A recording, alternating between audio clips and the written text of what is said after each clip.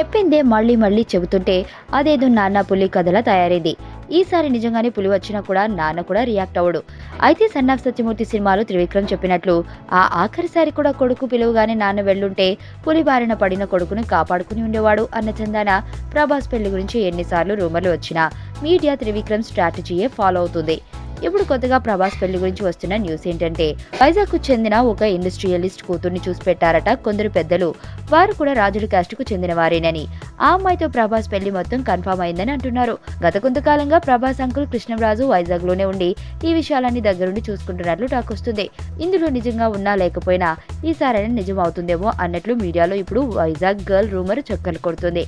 అయితే ప్రభాస్ మాత్రం బాహుబలి షూటింగ్ లో బిజీగా ఉన్నాడు. పైగా ఎల్లుండ ముంబైలో బాహుబలి 2 ప్రెస్ మీట్ ఉంది కాబట్టి దానికోసం ప్రిపేర్ అవుతున్నాడు. అది సంగతి.